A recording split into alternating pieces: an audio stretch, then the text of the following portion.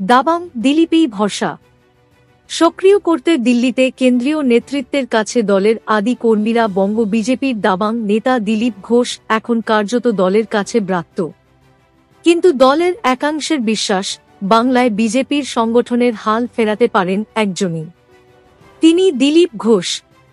আর তাই বঙ্গ বিজেপির প্রাক্তন রাজ্য সভাপতিকে দলের কাজে যাতে আবার সক্রিয়ভাবে কাজে লাগানো হয়, সেই আর্জি নিয়ে কেন্দ্রীয় নেতৃত্বের দ্বারস্থ হয়েছে পদ্মশিবিরের আদি নেতাদের একাংশ। খবর এমনই, বাংলায় বিজেপির মাটি শক্ত করতে দিলীপ ঘোষের অবদান কতখানি তা বাংলার গেরুয়া শিবির তো বটেই, রাজনৈতিক মহলও জানে।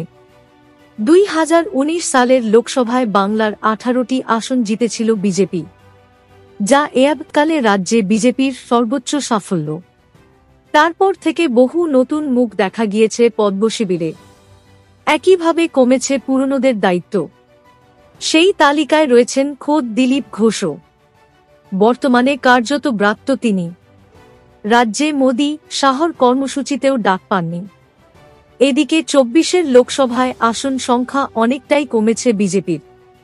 ফলে দিলীপ ঘোষের নিষ্ক্রিয় হয়ে যাওয়া আদতে বিজেপির জন্য নেতিবাচক, তা পরিষ্কার বুঝতে পারছে দলের একাংশ। তারা মূলত আদি বিজেপি শিবির। তাই বিজেপির আদি শিবিরের তরফেই রাজ্যে বিজেপির দায়িত্বপ্রাপ্ত কেন্দ্রীয় পর্যবেক্ষকের সঙ্গে যোগাযোগ করা হয়েছিল। অনুরোধ করা হয়েছে দিলীপকে যাতে ফের সক্রিয়ভাবে বঙ্গ বিজেপিতে কাজে লাগানো হয়। বিজেপির পুরনো নেতাদের একাংশ কেন্দ্রীয় নেতাদের কাছে গিয়ে দিলীপ ঘোষের দলে প্রয়োজনীয়তার কথা জানিয়েছেন।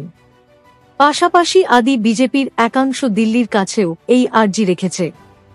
কিন্তু বঙ্গ বিজেপির পর্যবেক্ষকদের মধ্যে একজন প্রবল দিলীপ বিরোধী হিসাবে পরিচিত।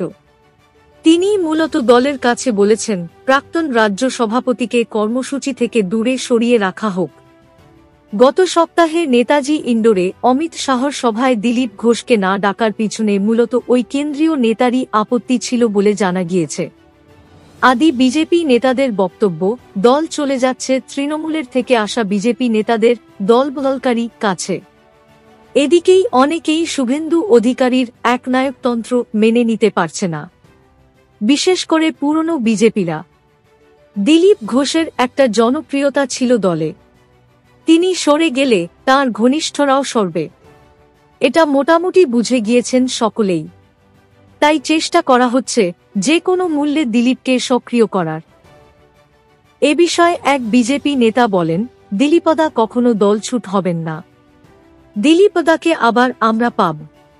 26-এ ওকে দরকার।